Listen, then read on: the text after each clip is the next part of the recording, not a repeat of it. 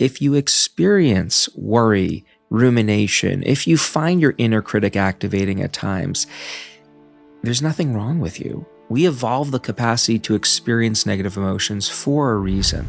Why did I do this? Why didn't I do it that way? You idiot. How could you do this? You're worthless. We think about the what ifs. What if this happens? What if that happens? And before you know it, life is over. Here's what I hope everyone takes away from this. Okay. 3 things. Number 1, you'll be able to take your inner critic and turn it into an inner coach. Number 2, if you ever find yourself falling down the rabbit hole of rumination and worry, we're going to give you some lifelines to pull yourself out. And then number 3. Wow. So we got our work cut out for us. That's a tall order. Yeah, we better get started. Well, I've read your books, so I know you can deliver on that. So Ethan, what exactly is that voice that's in our head that's chattering 4,000 words a minute? So when scientists like myself use this phrase, self-talk, or the inner voice, what we're talking about is... I've never heard anybody explain self-talk and that inner voice in a way that I actually get it. What is the solution? Is there a simple way to shut it up in order to just silence all of this negative self-talk, or is this a much more complicated thing that we need to take on? The most important thing to do is... Hey, it's your friend Mel, and welcome to the Mel Robbins Podcast. I am so fired up for our conversation today. I'm so excited that you're here. It is always such an honor to spend time together and to be with you. And if you're a new listener, I just want to take a moment and personally welcome you to the Mel Robbins Podcast family. I'm thrilled that you're here. And because you made the time to hit play and listen to this particular episode, it tells me something about you. It tells me that you're the kind of person who wants to take control of your inner voice, and you want to learn how to be more encouraging and positive, especially when it comes to yourself. And you know what? I think that's amazing because I want to learn how to do that too. And if you're listening right now or you're watching on YouTube because someone shared this with you, I want to take a minute and point out to you that means that you've got someone in your life that really cares about you. And so thank you for trusting them and thank you for being here. And this is a home run of a podcast episode for you to listen to or watch because Dr. Ethan Kross is in the house. He is a psychologist and a neuroscientist, and he's been a pioneering researcher in the field of self-talk and emotions for 25 years. Ethan Kross is also a professor at the University of Michigan, where he's taught for the past 17 years. He is also the founder and the director of the Research Institute at the University of Michigan, the Emotion and Self-Control Laboratory. His work has appeared in esteemed journals like Science and the New England Journal of Medicine. He earned his PhD from Columbia University, and he is also the author of 2 best-selling books, Chatter, The Voice in Our Head, Why It Matters and How to Harness It. And his latest best-selling book is called Shift, Managing Your Emotions So They Don't Manage You. His books have been translated into over 40 languages, and today he's going to unpack the insights so that you can use this research to stop the negative self-talk. So please help me welcome Dr. Ethan Kross to the Mel Robbins Podcast. Thank you for hopping on a plane and being here in our Boston studios. I cannot wait to dig into your work in your best-selling book, Chatter, and of course, congratulations on your new book, Shift. It's so exciting to have you here. Well, it's an absolute honor to be here with you. I've been listening to you for quite some time, and the compatibility between a lot of what you talk about and what I write about and do research on couldn't be better. So just an honor to be here. Awesome. Well, let's just jump right into it. And here's how I want to start.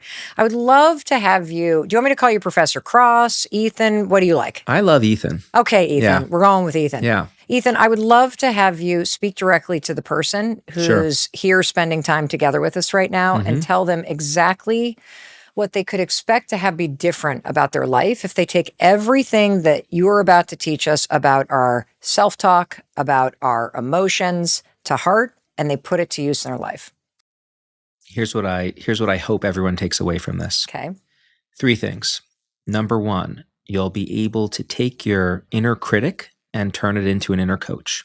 Number 2, if you ever find yourself falling down the rabbit hole of rumination and worry, we're going to give you some lifelines to pull yourself out so you can actually use your mind to solve your problems rather than just get stuck in them.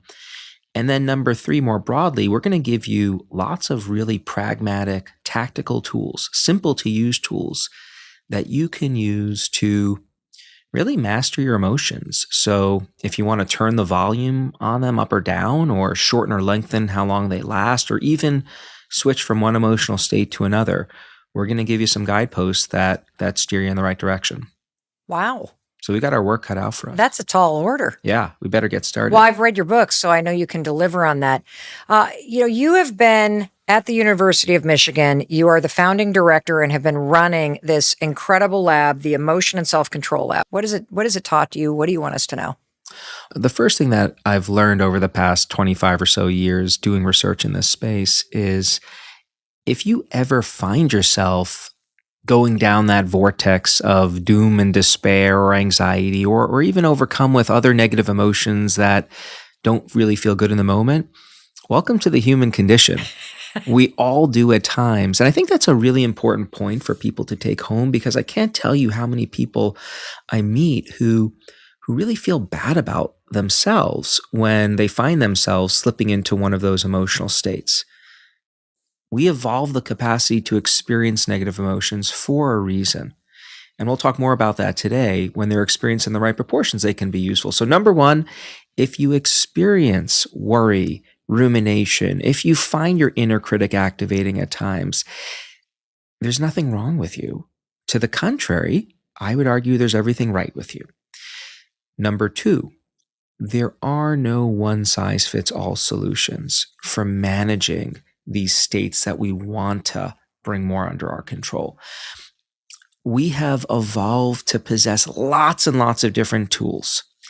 And I think the key to managing our emotional lives more effectively involves learning about what all those tools are, and then figuring out what are the unique combinations that work for you based on who you are as a unique individual. It's a lot like in my mind's physical fitness. Lots of people have the goal to be physically fit, but the way they get there can be radically different compared to other people. And the same is true when it comes to, if we want to call it, emotional fitness. You got to learn about all the different machines in the gym, and then you got to figure out what are the exercises that work for me based on who I am and what my goals are. Well, let's start with going down the rabbit hole. Yeah. Because, your first best-selling book, Chatter, The Voice in Our Head, Why It Matters and How to Harness It. When is the last time you went down the rabbit hole? Oh boy. Like, you seem like such a chill guy, like super tortured yourself about worry or negative thoughts.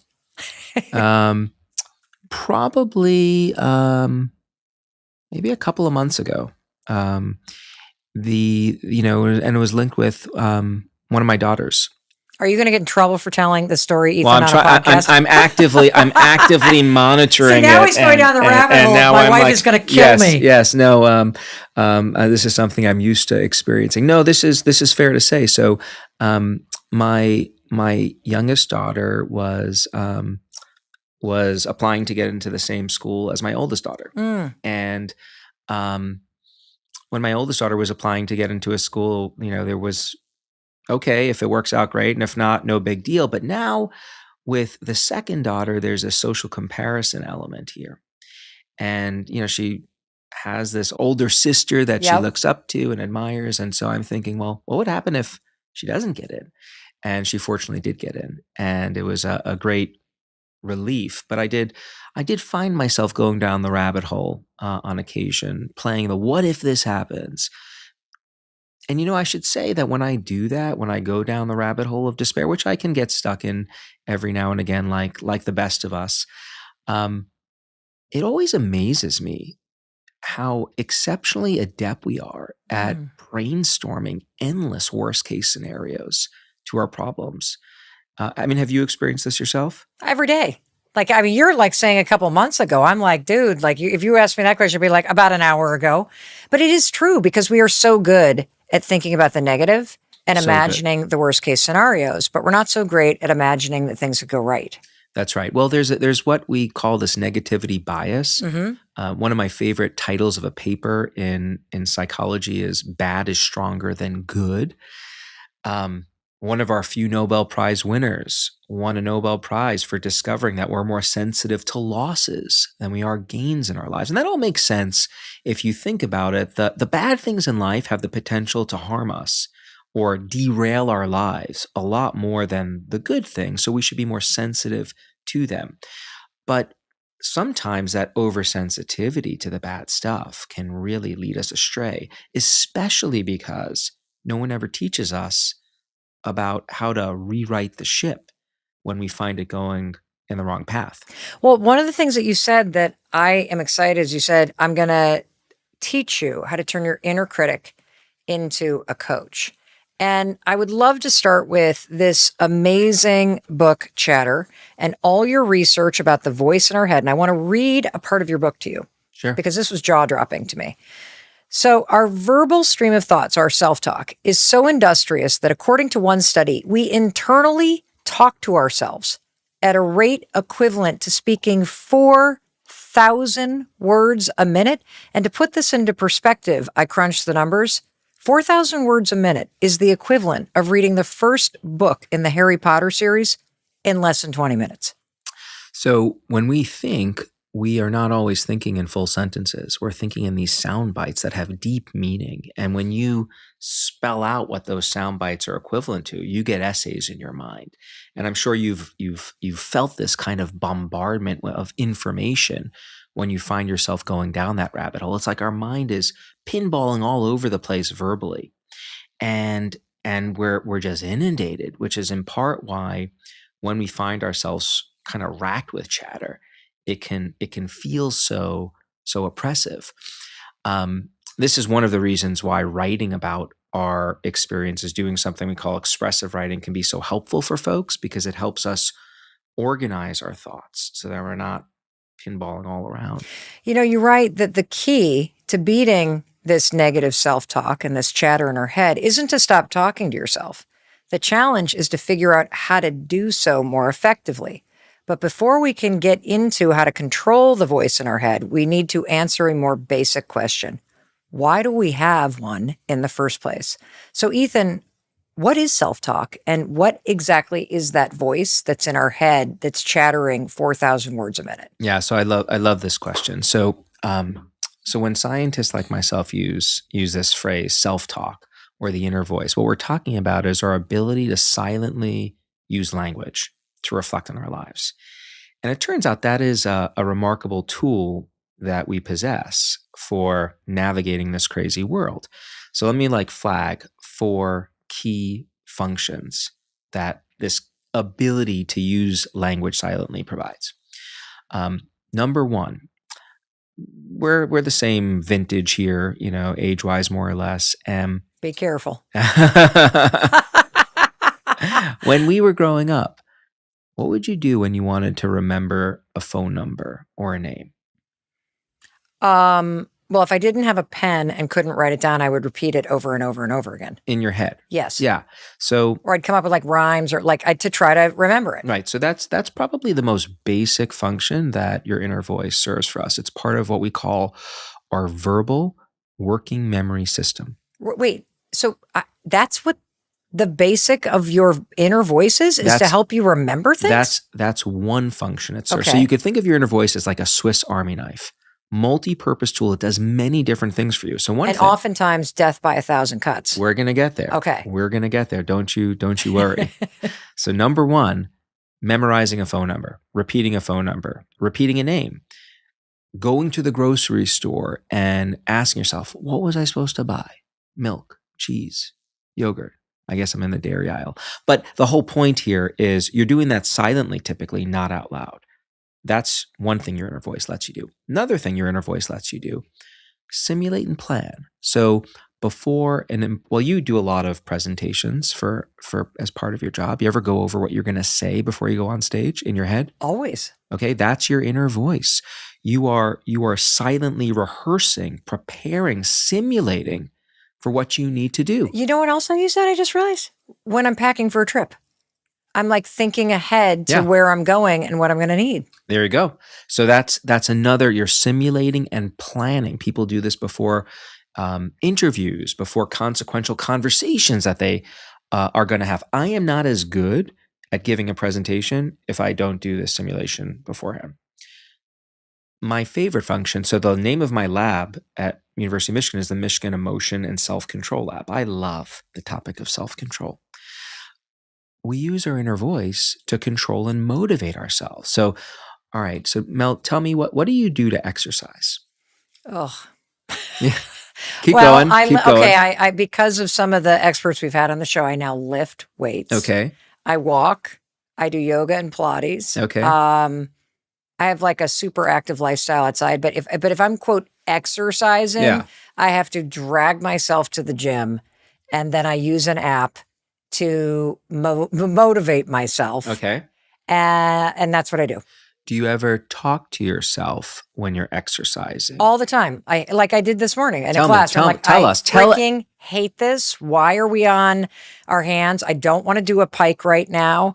I feel like I'm in a gym class with a woman who's talking like this and who's like screaming at me, like screaming. And why is she playing ACD at 6:30 in the morning? Yeah. I thought this was a freaking Pilates class. Yeah. Like, so it was literally like I'm saying that to myself.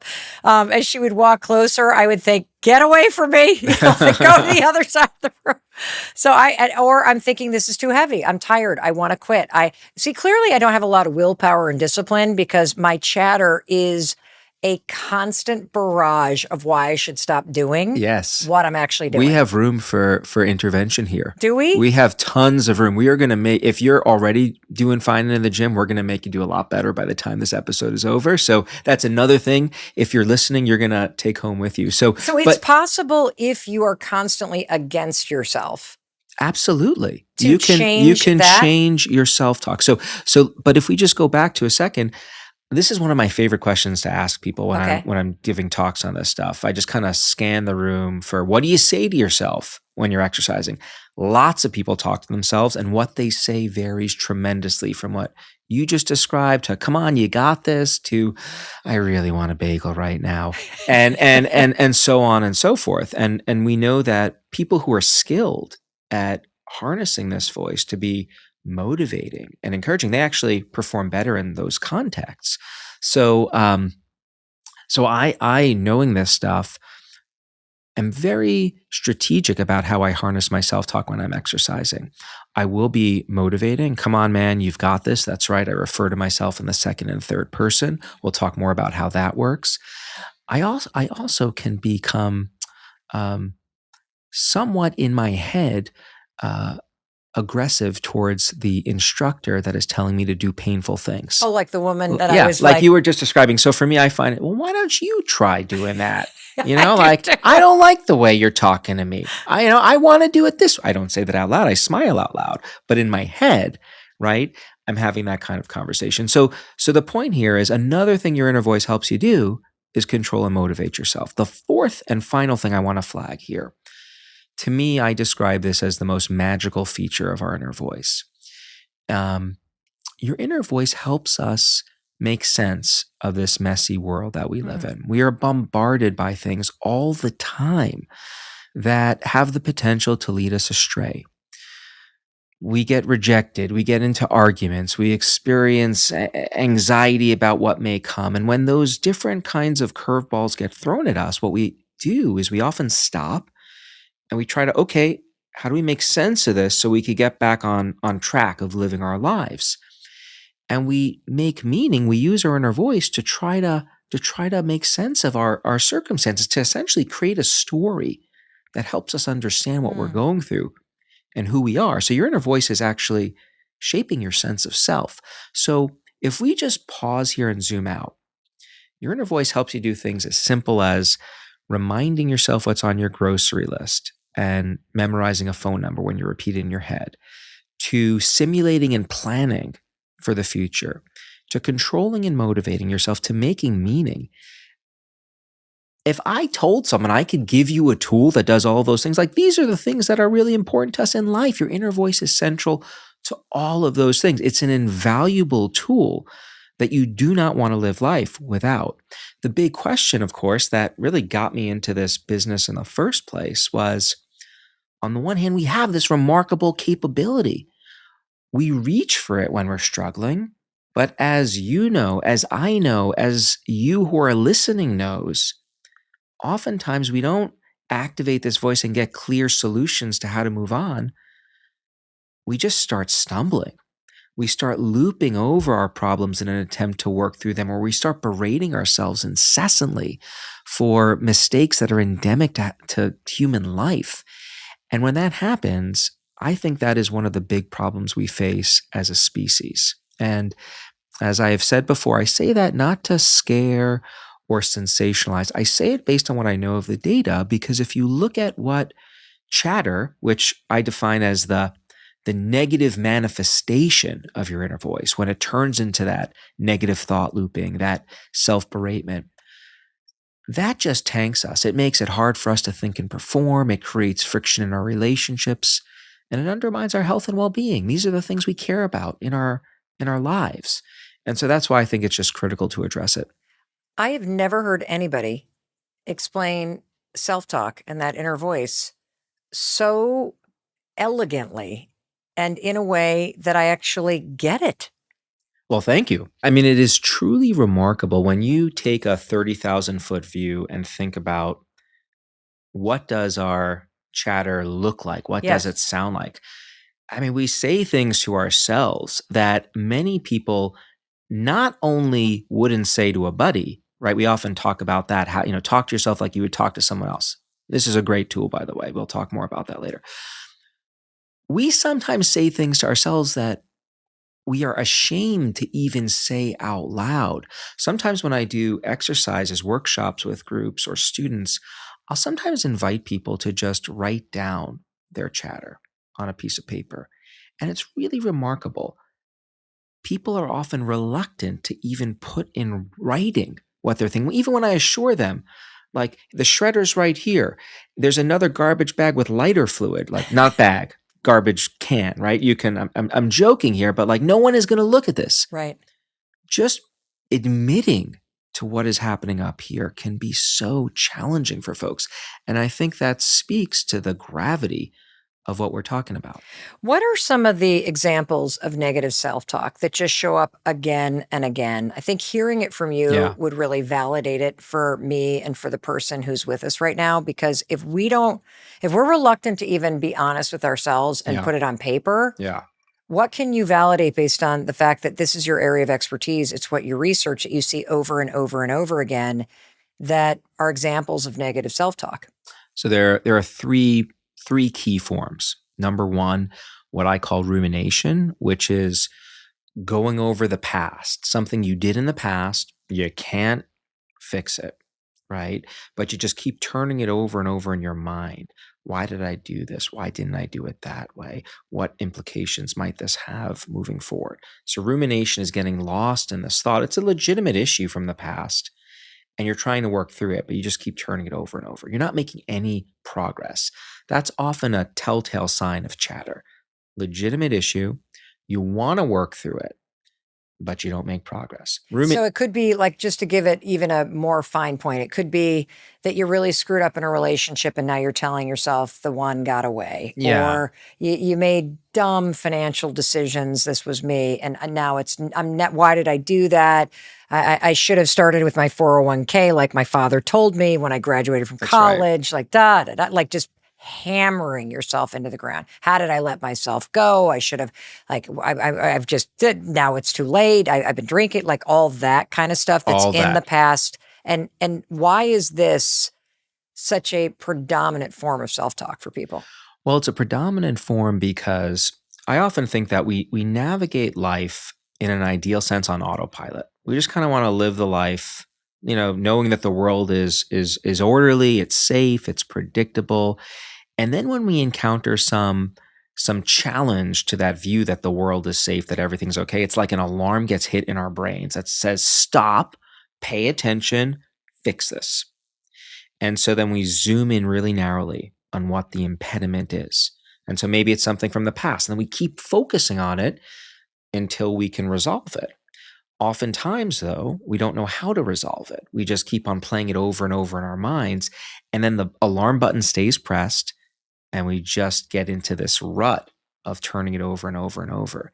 And some of us don't want to let go of that either, because at least if we're focusing on it, that's step one.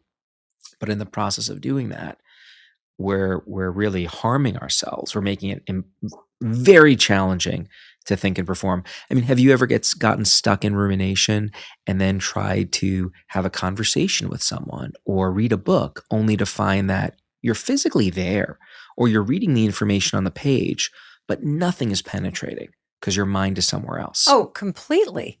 Right? Absolutely. Like if I get into that loop where I am obsessing over something that I think I did wrong, I can't do anything else. Exactly. So think that's thinking and performance, right? Like that is a major, major obstacle to being successful in life if your ability to really hone your attention now is lost. And the way that works, just if you want to geek out with me for 30 seconds, Sure. Our ability to focus is limited. We have these limited attentional resources. They are they're subserved by our prefrontal cortex, the front part of our brains, and chatter acts like a sponge that soaks up all of those attentional resources, and it leaves very little left over to do the things that we often want and need to do, whether that be just pay attention to the person we're talking to or read the chapter in the book and absorb the information. That's one of the way it really sinks us. So you asked though, like, how does chatter manifest? Rumination about the past is one. Another one that will be familiar to everyone in the world, or most of us, is worry. Right? We worry about the future. We think about the what ifs. We are what if machines. We can easily, what if this happens? What if that happens? And before you know it, life is over. Right. And that goes really fast. So worrying is getting stuck in these negative thought loops, typically about the present and future. Got it. So rumination, is the past. The first is the past. The second form of self-talk is getting stuck in a negative loop, talking to yourself about the future. And what's the third form? The third form that is very common to folks is this self-beratement, this kind of like, you idiot. How could you do this? You're worthless. So this kind of inner critic is another manifestation of it. It can, however, take different forms. So chatter really is this process of just looping negative information over and over. If you're being super critical about yourself, like that's very common. Sometimes it can be just anxiety. Right? You're looping over, what if this happens? What if this happens? And so it's really this looping of negative stuff. It's like you keep on getting hit over and over and over. You said it before. I think you said death by 1,000 cuts. Yeah, that's what it can feel like when you just start and then hammering it's just yourself. Tiring, right? Like it's exhausting. People often who are experiencing chatter, they report just like being fatigued. Now, I want to be clear also. Yep. We all have this capability of experiencing chatter at times. And just because you do doesn't mean there's anything wrong with you. Again, this is normative. If it morphs into the extreme state, that is like the volume is super high and it's on for long stretches of time, like more than 2 weeks, then we get into the more clinical state. But what we're talking about here today is really, this is just true of human beings and how we operate.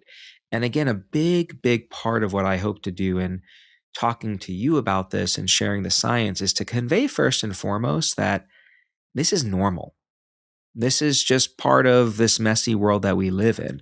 We have these tendencies to slip into the states. That doesn't mean there's anything wrong with you.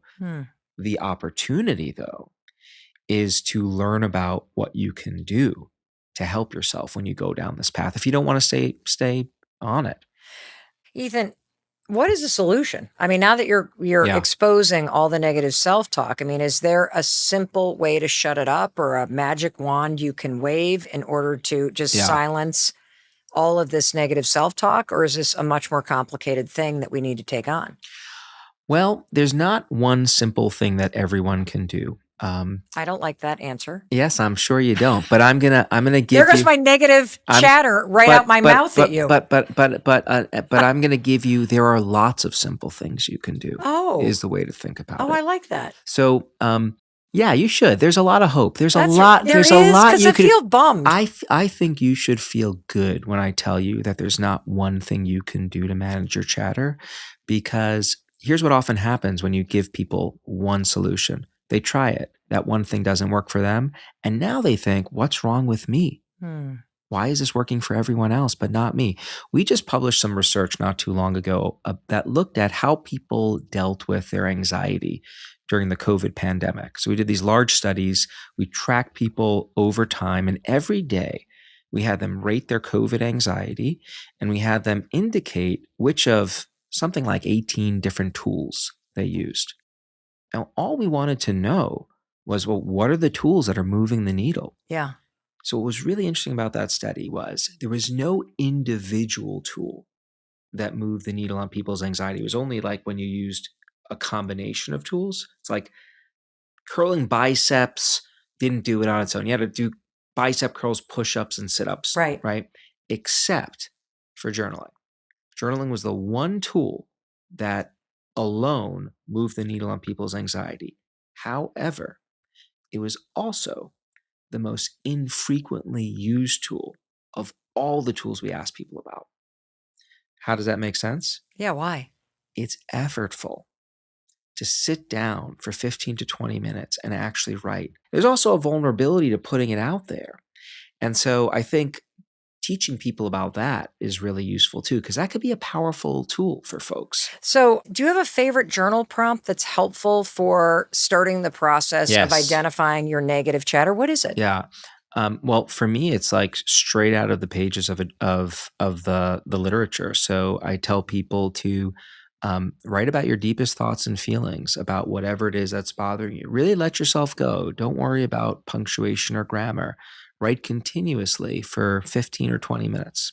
Now, what do we learn from the time we're young about stories? They have a beginning, a middle, and an end. So what writing does is it gives these guideposts to help you take this like jumble of crap in our minds, Right. which are making us nuts, Yes. and we're organizing it.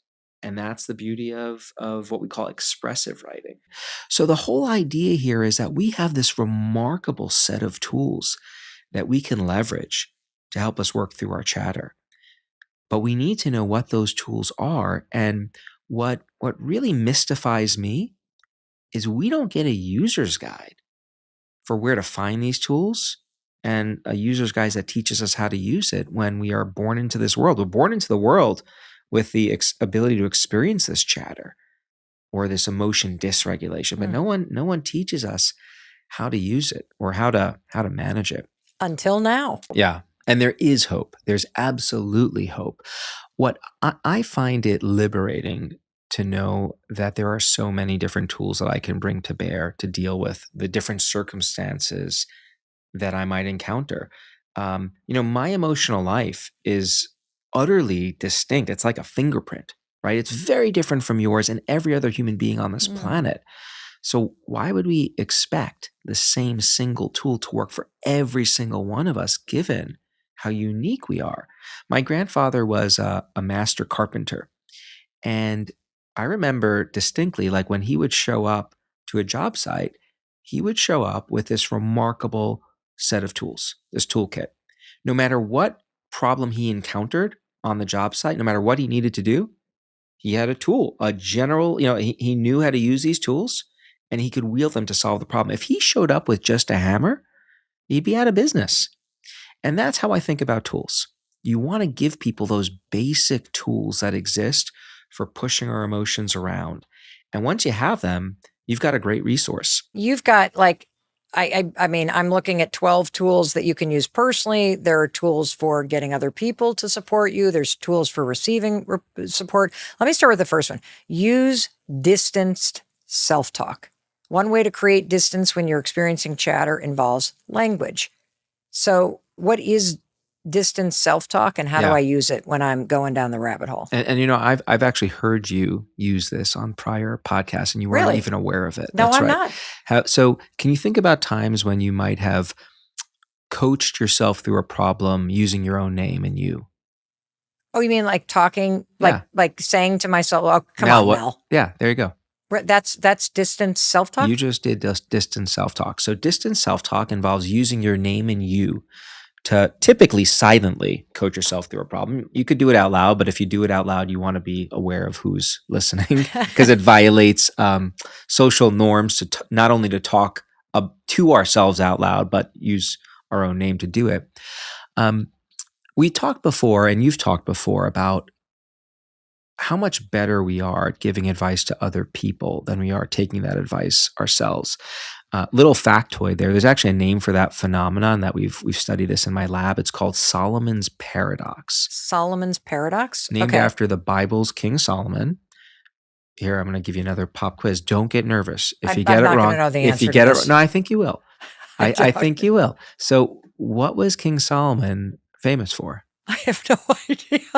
Being A king? wise. Oh, being wise. Being wise. He was a wise guy. So, King Solomon, like super wise Okay. individual, people would travel from all over the world to receive his counsel. But when you look at his own life, he made a slew of terrible decisions. This is true of humanity. Like when I ask audiences, "Hey, you're much better at giving advice to others and taking that advice yourself," every hand in the room goes up. When you use distant self-talk, what it's doing is you're using language to automatically shift your perspective, to put you into this I'm talking to someone else advice giving mode. Think about the word you. The word you is the verbal equivalent of pointing a finger at someone else. Most of the time we use the word you, it's when we're thinking about or referring to another person. So when you use the example of being in the gym and one purpose of your self-talk is motivation, Yeah, and you say, "Come on, Ethan, you got this." that's right. That's an example That's a of perfect using example. positive, motivating That's right. self-talk using this distanced language. That's exactly right. You're putting yourself into this coach advice giving mode, right? And what did we say earlier? We don't say to our friends the things that we say to ourselves when we get stuck in that chatter. So when you use your own name and you to coach yourself through a problem, it's like it's putting guardrails up on your self-talk that prevents you from going down that more negative route. Can you give me a couple examples of just generic positive distance language for somebody that hyper focuses on the mistakes they make, or like saying that I'm never going to be good enough. Yeah, never sure. going to be like, what are some examples of just things people could start to say to themselves? Ethan, all people make mistakes. You've made mistakes before. You've learned from them, and you'll be fine. Oh, that's nice. Yeah, That's a nice that's thing a to say to that's a- yourself, rather than Ethan. I'm such an idiot. I mean, you have to. I mentioned before we started filming that I grew up in Brooklyn, New York, and although you may not hear the accent right now, in my mind when I go into the chatter zone, it's a filthy sometimes Yeah, inner same. beratement. And so I'm not doing that when I'm in distant self-talk mode. So give me another positive one. So really what we see happening is you get into this more challenge orientation. I can manage this. I can do it, as opposed to being in what we call threat mode. I can't manage this. I'm going to screw up. So another example would be one of my favorites from a study was someone was thinking about having to plan a huge event for someone, and it was really, really stressful. You can do this. You can manage this retirement party for this person and get a great turnout. People are going to come and they're going to love it. You've got this. In my book, I share an artifact from Mr. Rogers. Remember Mr. Rogers? Of course. He was the You're sitting in 143 Studios, which was his favorite number. Really? Uh-huh. Wow. There is some cosmic connection that led me to bring this up.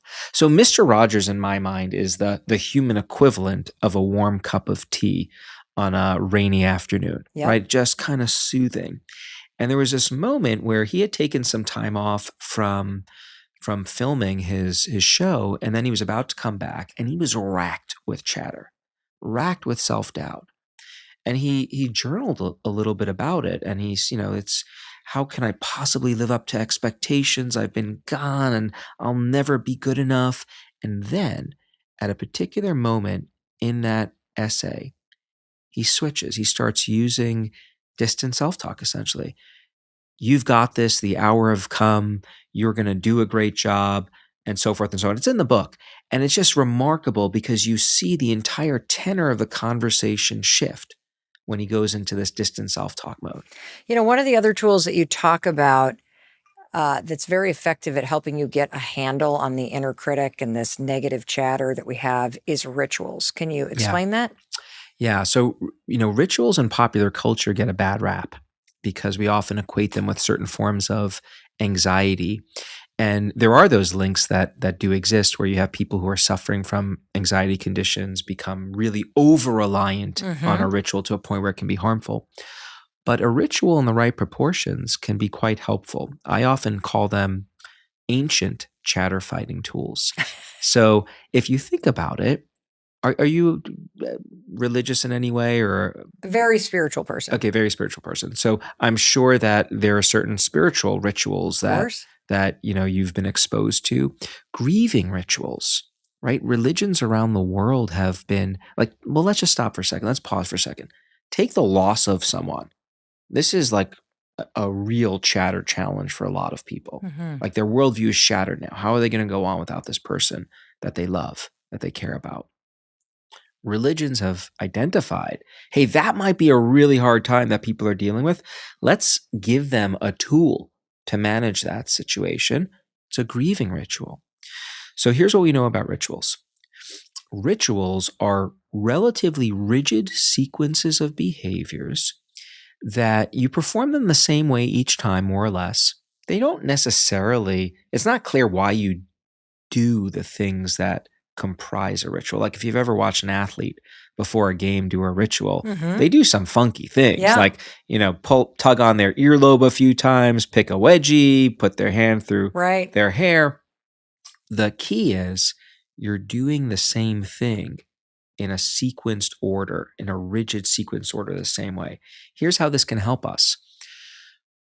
Chatter is often triggered when we don't feel like we have order and control. Things are just not under our control. You've written extensively about this, right? A ritual's under your control. You can perform that ritual the same way each time. And when you do, it leads to what we call, this is a mouthful, compensatory control. You're compensating for the lack of control you feel inside when your chatter is taking over by exerting control around you. This is also why people do this, I'm guessing, pretty common thing. I'm going to guess you do this. Here's another I don't little. know. Yeah, I feel like I'm putting you on edge throughout our conversation. Not at all. Do you ever organize and clean when you're experiencing chatter? Okay. So let's have a conversation about this. Because not only did I see on page 170 tools that involve your environment Yeah. to really get your negative self-talk in control, but the first one is create order in your environment. When we experience chatter, we often feel as if we're losing control, you write. Our thought spirals control us rather than the other way around. When this happens, you can boost your sense of control by imposing order on your surroundings. Organizing your environment can take many forms: tidying up your work or home, making a list, arranging different objects.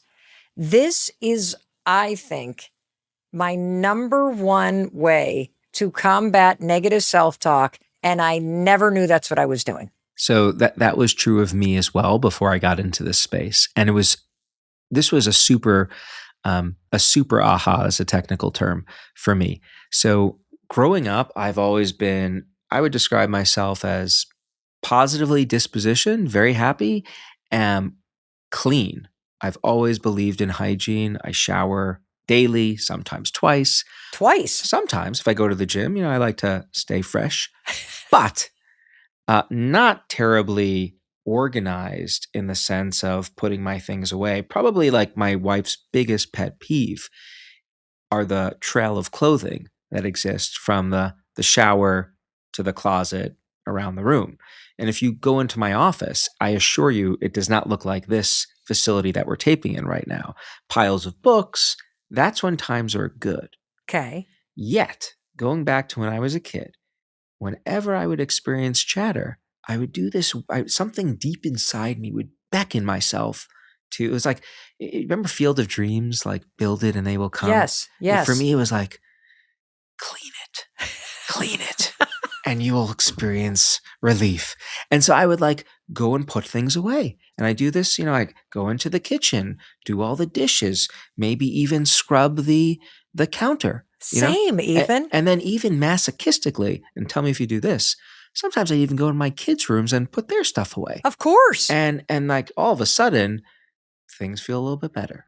I absolutely had no idea Yeah. this is a technique that we reach for when our overwhelm and our minds get to be too much. You're compensating for the lack of control you feel inside by trying to exert order and control around you. And now that you know how this works, you can weaponize this. And Okay, what well, I let's talk about that Yeah. because I can see lots of areas, moments in my life, like when my husband and I were really, really struggling, the kids would joke that they would come home from school and every other day I would have moved the furniture around, dragging it and scraping the floor Yeah. in the room where the TV was. Like, Yeah. just like, I got to change this around. And even thinking about packing Sunday night to come down, I have this thing about packing Yeah. where I start to feel very overwhelmed. And then I'm mad at myself that I didn't pack before. And now I'm beating myself up relentlessly. Why is this so hard for you? Like, just make a damn list. And why didn't you do this on Saturday morning? And Jesus, you meant to leave like 2 hours ago. And I'm like hammering myself.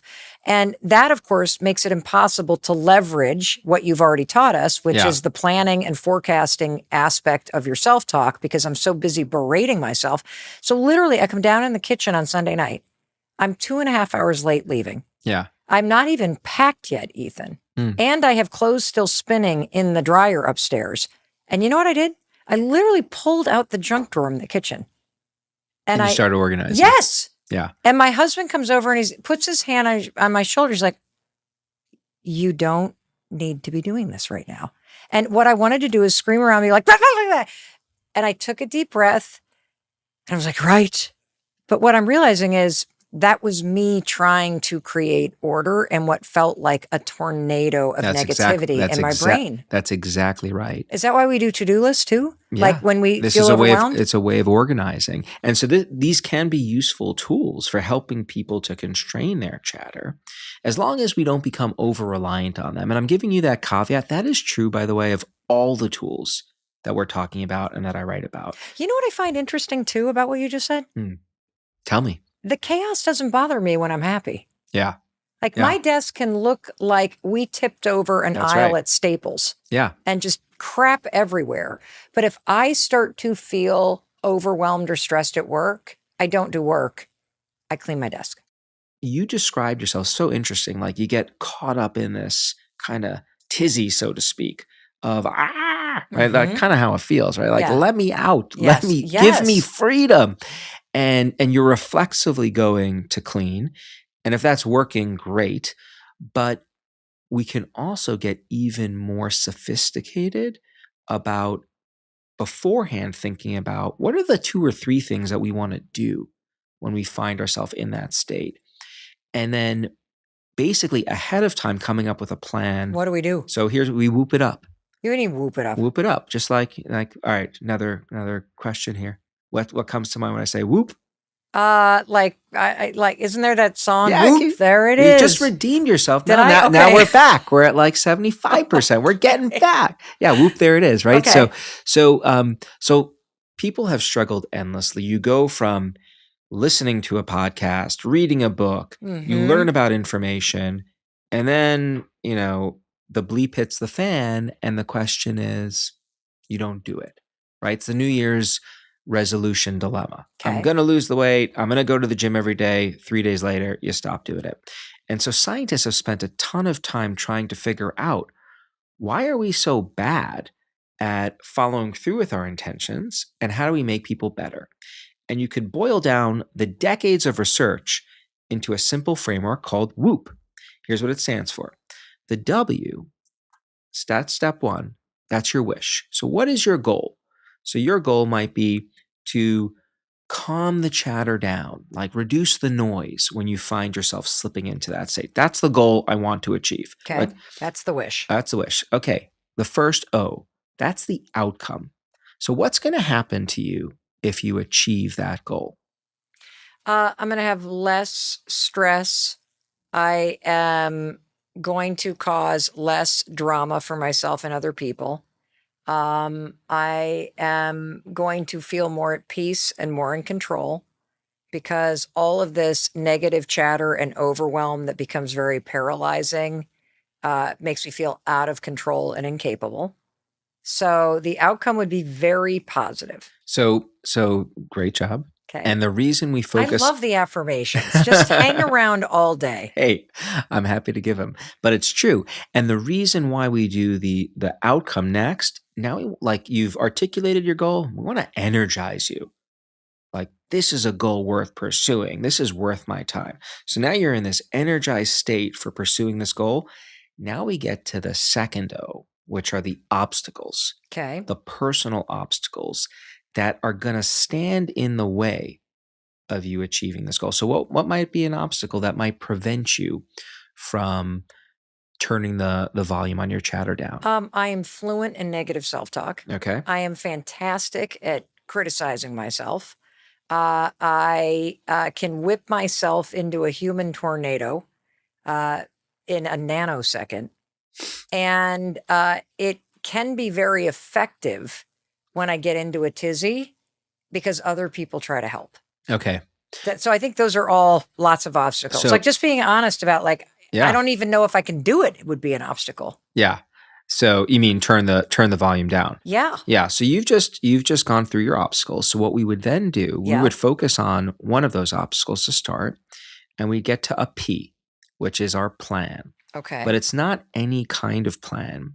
It's what we call an implementation intention. It's easier to call it a plan. yes. It's basically an if-then plan.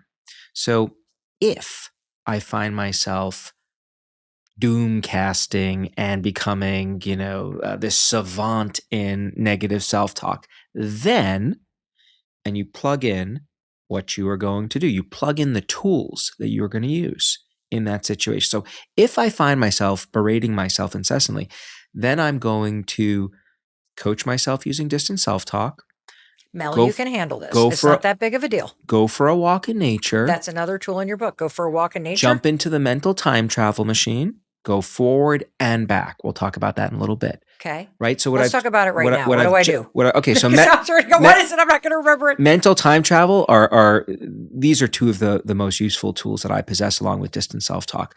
Super simple. Okay. We talk a lot about the importance of being in the moment, grounding ourselves in our breath. That is useful.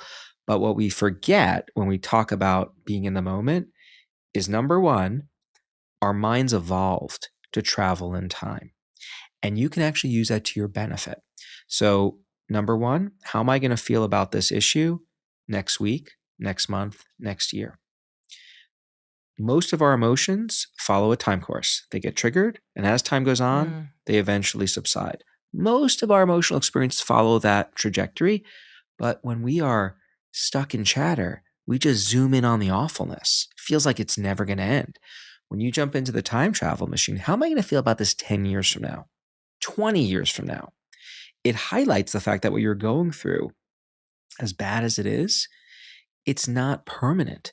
Things will eventually get better. It gives you hope. And that turns the volume on our chatter down. That's one thing. That's mental time travel to the future. I think that could work.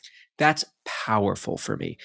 And then that helps me also access the positive distance talk that you've taught us. Exactly. Which is if I time travel even 2 weeks, like a week from now, though you've already packed and been on the trip and now you're home. Like You it's got not it. that big of a deal. And then I can start to go, Mel, take a deep breath.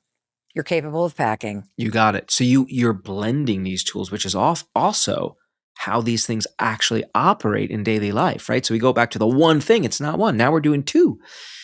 And you know what else I want to point out, because I think it's important to keep highlighting this. You've given us other tools of Yeah. creating a ritual and playing music and going outside and taking a walk.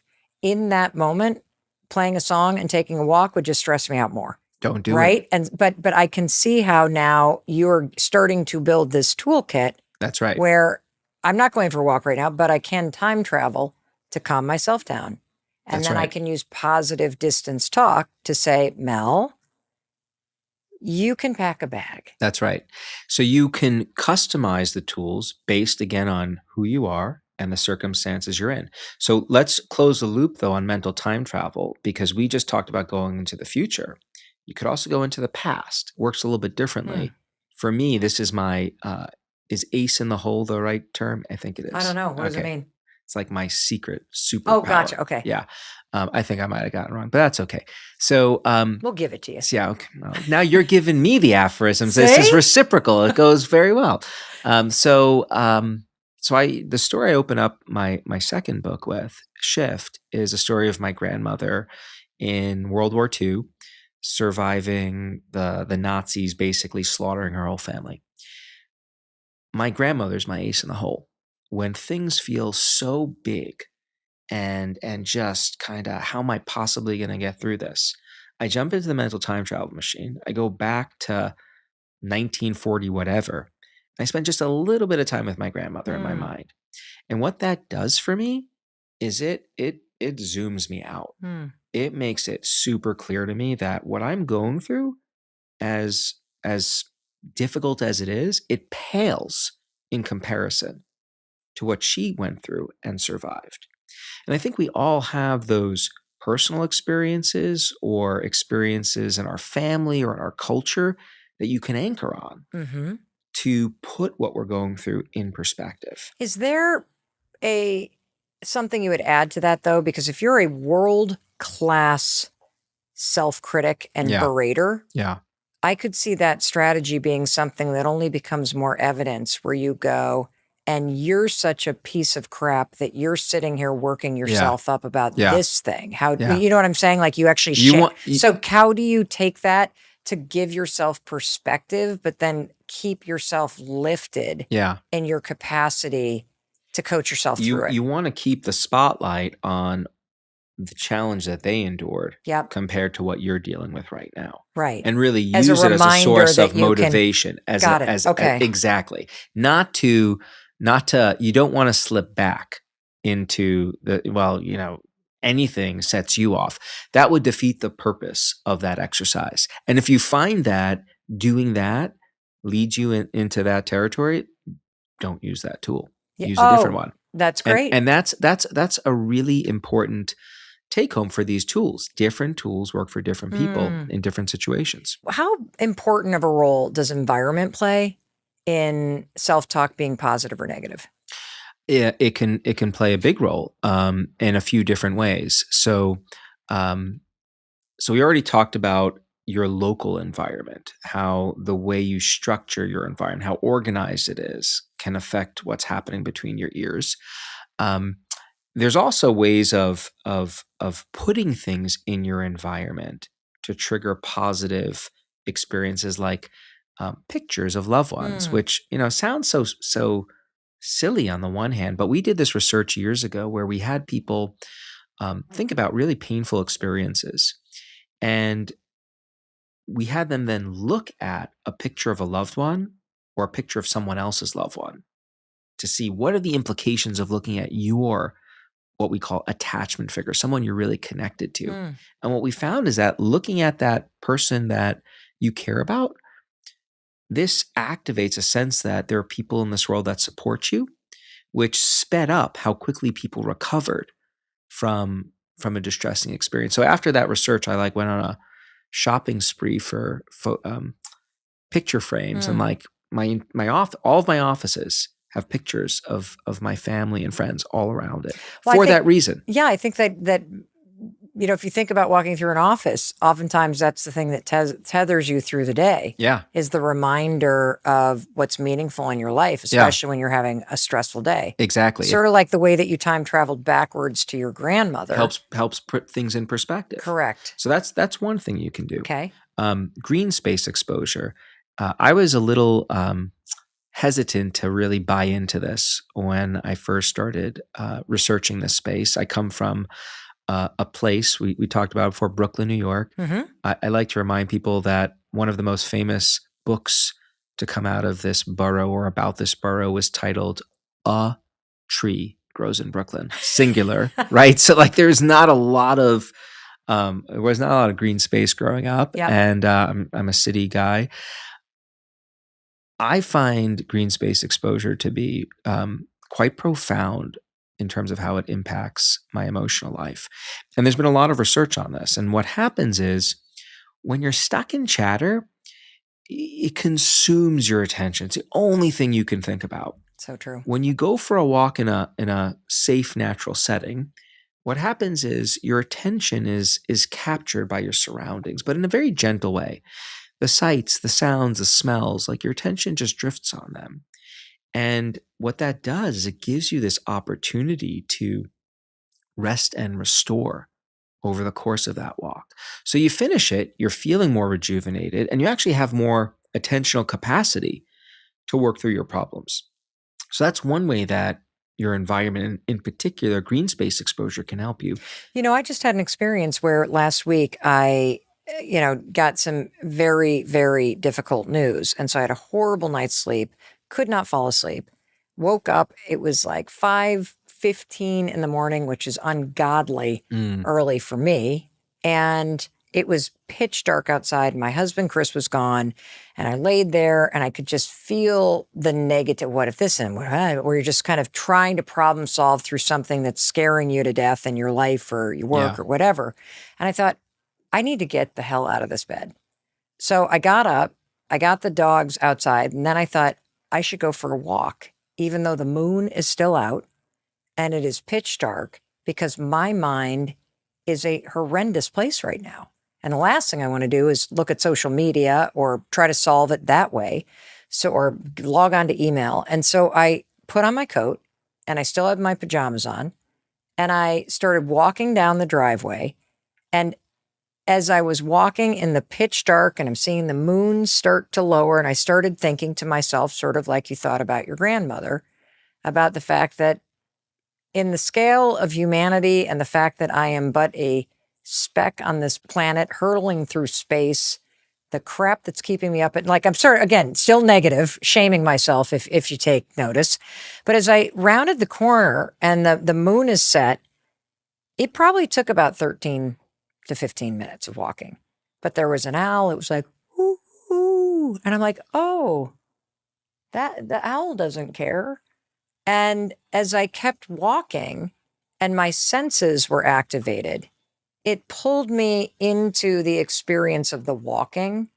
And then the sun started to come up, and slowly but surely, I noticed that the beat down was gone. Yeah. Why does that work? Yeah. Because I think we've all experienced feeling better and clearing our mind Yeah. when we either take a walk, or if it's available to you, you can get outside in green space. Yeah. So a couple of things I want to point out. So number one, you said 13 minutes. You said it took about 13 minutes. And the way I interpreted you saying that was like, it took a while. Mm-hmm. But if you think 13 minutes is a while, how much time have you spent in that negative self-talk? 56 years. 56 years. I think 13 minutes is pretty damn good. Yes. Like 13 minutes is probably quicker than the amount of time it takes for Tylenol to have its effect when you've got a bad headache, right? Like that is pretty magical. So we talked a little bit about how nature can help us restore. That's one way it can help us. Another thing that it does is it gives us the opportunity to experience the emotion of awe, which is an emotion we experience when we're in the presence of something vast and indescribable, something that just feels bigger than ourselves. And nature is replete with those awe triggers, like the moon. It's so beautiful. And these, you're in southern Vermont. I've been up there at times. It's gorgeous up there. Mm-hmm. When we experience this emotion of awe, what it does, it leads to what we call a shrinking of the self. You feel smaller when you're contemplating something vast and indescribable. Here you are, Mel, you're worried about this thing. I'm sure it's doesn't only almost feel legitimate. I'm sure it feels existential in the moment that you're having it. Like, it's over. I'm over. The world is over, right? Like, yeah, we've all been there. We know what it's like. Well, when you're in nature and you have this opportunity to experience awe, it makes you and your concerns feel a whole lot smaller when you're contemplating the vastness of maybe like the site you're in. I mean, you're probably walking somewhere, trees are alive for hundreds of years, right? Like that makes what you're dealing with just feel a little bit more insignificant. And when we shrink ourselves in that way, our problems shrink too. So I will often weaponize this by going for walks in the local arboretum when I'm really struggling with something. and it inevitably helps. It's like, I'm worried about this? Like when there are so many more things happening in the universe, like, come on, let's get back into gear. Yeah, and more importantly, I think it helps you access the other tools because the thing Absolutely. is that the walk didn't disappear the problem. That's It actually exactly right. lowered the chatter. And so when I got back and into my workday, and inevitably other things happen that then bring it back up, You whether got I it. started organizing my desk Yeah. or I'm using the other tools, I can see what you're teaching us, which is you have the ability to catch it That's right. when it's taking you down, That's right. and then use these tools to create distance from it. So there are so many tools in the book, and we've covered a bunch of them so far, but what are some other quick and simple tactics and tools that the person listening can use to make their inner voice more positive? Okay. So let's enter into the rapid fire part of the conversation. Uh, sensory experiences, tremendously underutilized tool.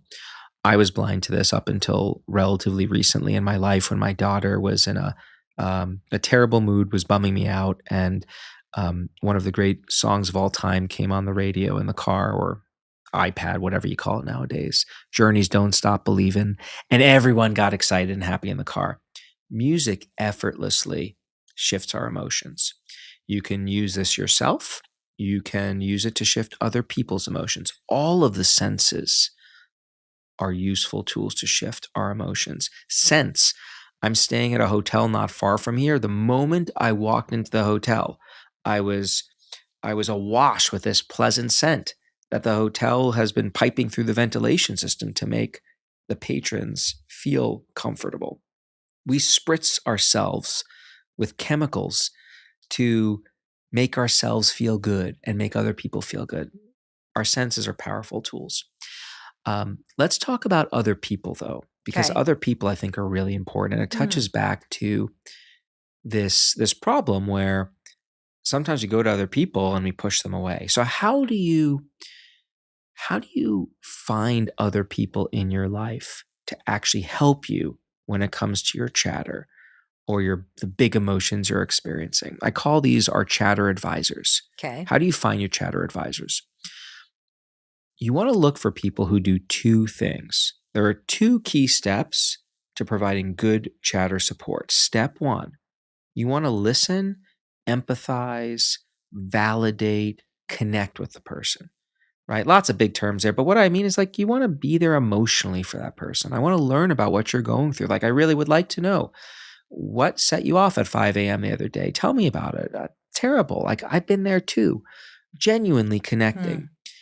What that does is it helps satisfy the person who's suffering these needs they have to feel connected. Once I do that, then I want to shift into this kind of advice or cognitive mode. So, all right, now we're connected. You can rely on me, but the problem's still there. Let's try to look at it. And as someone who is not going through the problem myself, I'm in a great position to help put it in perspective for you. Yep. Those are the two steps to providing good chatter support. And you would be amazed at how frequently people who are exceptionally well intentioned don't follow those two steps. There are two ways it breaks down. Number one, some people think that their job is just give you a sounding board to let it out. Just keep going, right? There's value in that, in connecting and learning. But if that's all we do in a conversation, it can lead to what we call co-rumination. Now we're just kind of bathing ourselves in the problem together. And as a function of that, we often leave the conversation feeling connected, but the problem's still there. That doesn't work. The other thing that doesn't work, you come to me with a problem, and within 5 seconds, Mel, this is simple. Like I wrote a paper on this. Here's what you need to do. Just do A, B, C, D. You'll be fine. Call me in the morning. We call those people jerks, right? Or Mel Robbins. I doubt that. And so you really want to follow both of those steps in that order. Listen and then advise. There's an art to doing that well. So I'll use my wife here as an example. Is she going to kill you? She might kill me, but it's okay. We love each other.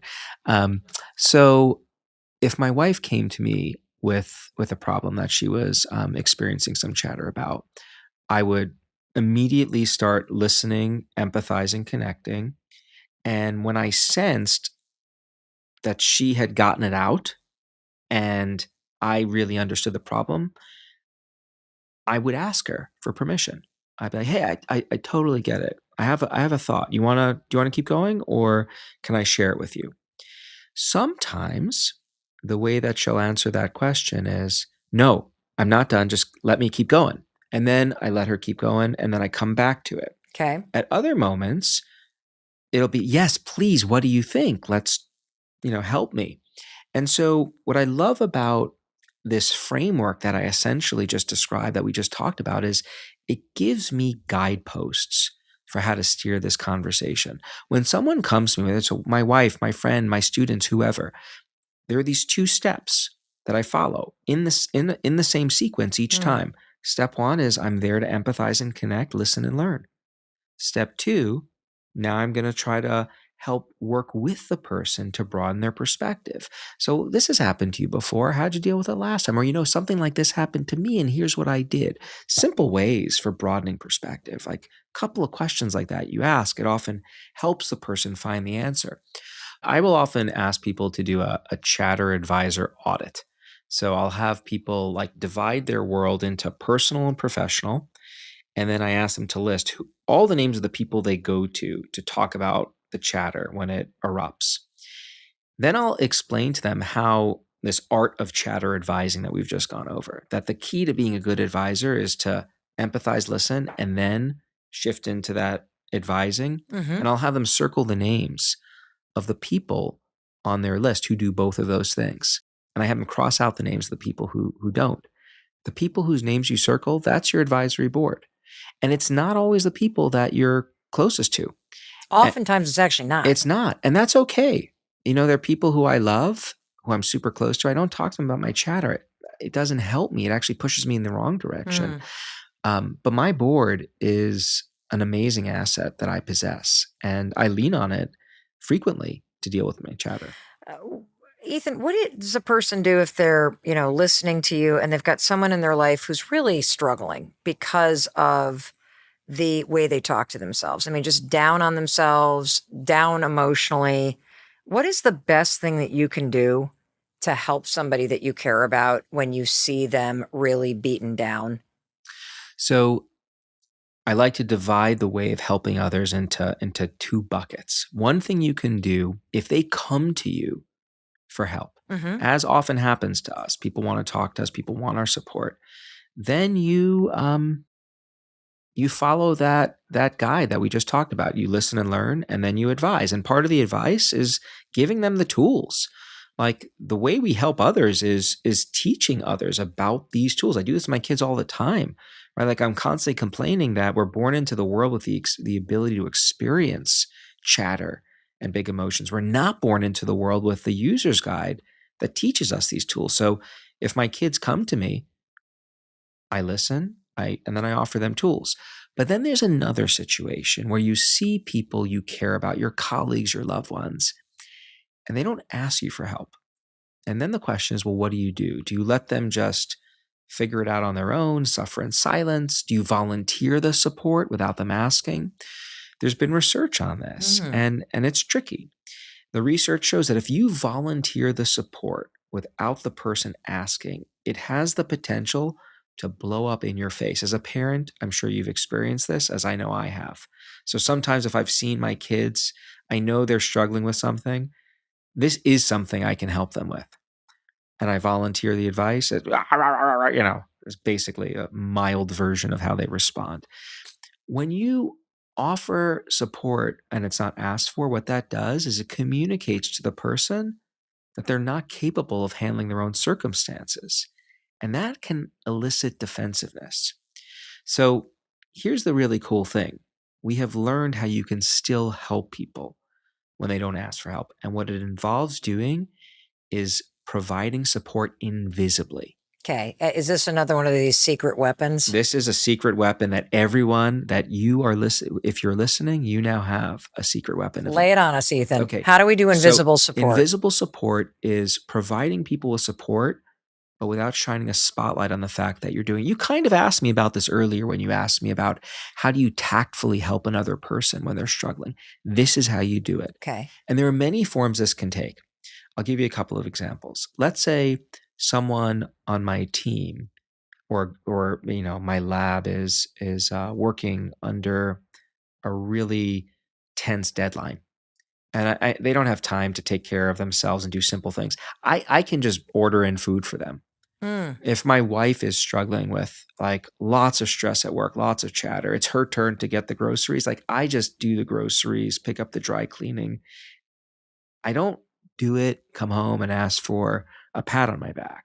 I just do things to make the other person's life just a little bit easier, a little bit more manageable. That's one way of supporting someone invisibly. Let's say someone else is struggling with a skill. Let's say it's public speaking. So someone on my team is struggling with communicating their science in a way that people can understand with impact. Before I take them aside and say, hey, I've noticed that you could do a little bit better here. Here are 3 things I want you to try. I'll first have a team meeting and we'll all share out best practice. What are the 2 or 3 things that we've all benefited from for speaking more effectively? What I'm doing there is I am getting the person information they can benefit from, but I'm not shining a spotlight on the fact that I'm targeting it to them. So even sharing sources that you've benefited from, podcast episodes, books, share that with someone else. You don't have to target it to them and say, hey, this is going to help you. But if you've found the material meaningful, just share it in that context. And what it does is it gives them the opportunity to benefit as well, but without them thinking this was specifically targeted to them. Oh, you could always do it in a group chat. That's my favorite thing to do is just hit the family group chat, hit the friend chat. Hey, everybody, great episode. This episode was awesome. I learned so much. Or this book was great. Yeah, those are simple things you can do. And I do that all the time. Let me close the loop on invisible support because I told you about 2 ways you can do it. There's a third, and it's my favorite. What is that? It's affectionate, but not creepy touch. Are you familiar with this one? Yeah, that's what aunts do, not uncles. Well, definitely not uncles, but it's what moms and dads do. That's true. Affectionate, but not creepy. Yeah, like what do you do with your kids when they're born into this world? First thing we do. Oh, I just hold them against you. You hug them.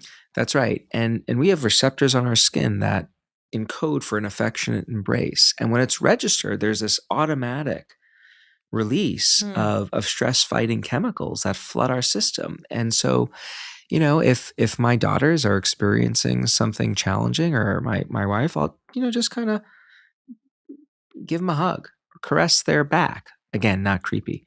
But even at work, like a fist bump, right, is a simple way. We are a social pat on the back, right? Tactile species. That's a way of supporting someone invisibly as well. I totally get it. Yeah. You do want to make sure to convey the not creepy part of it though. For sure. Yeah. I would love to have you speak directly to the person listening because you have shared so much with us about your research and ways that we can flip that negative chatter into a positive coach. And just so many tools to reach for that will help you do that. If the person takes just one action based on everything that you've poured into us from your 2 books, Chatter and Shift, what is the most important thing to do? The most important thing to do is learn about the tools. Just familiarize yourself with them. What I love about these tools is decades of research have gone into their identification. Complex, backbreaking effort. But the take-homes are super simple. Mental time travel. How am I going to feel about this next year? Into the past. How does this compare with what Bubby went through? My grandmother. Ethan, you've got this. I mean, these are simple things that don't take a whole lot of time and energy to practice. Just familiarize yourself with them and then start self-experimenting.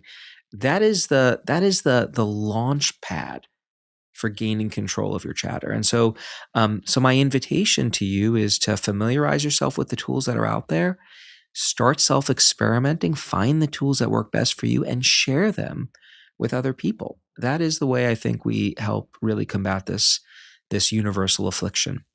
Ethan, you are so awesome. Now you're giving me all the Well, no, emphasis, so I actually mean thank it. you. Like, I'm stunned because this topic can be so heady and you made it so accessible and tactical, just like you said that you Yeah. would. Congratulations on the best-selling book, The Manual, that now exists for all of us to turn our inner critic into positive coaching chatter. Congratulations on your mega bestseller, Shift. I am so happy you came. Thank you, thank you, thank you. Well, the feeling is totally mutual. And I also want to thank you. Thank you for choosing to spend time listening to something that can help you create a better life. And there's no doubt in my mind that everything that Ethan taught us today is going to help you change your self-talk from something that is beating you down to something that's lifting you up. And that will change your life and the life of people that you care about. Thank you for sharing this with people that you care about. And in case no one else tells you, I want to tell you, in the words of Ethan, you got this. You can do this. And I also want to tell you, in case no one else does, I love you. I admire the fact that you're taking time to listen to something like this. And I know it was worth your time. And I also know it's going to help you create a better life. Alrighty, I'll talk to you in a few days. And I will be waiting to welcome you in to the very next episode, the moment you hit play. I'll see you there. You're definitely going to love this one. And I'm going to be waiting to welcome you into it the moment you hit play. I'll see you there.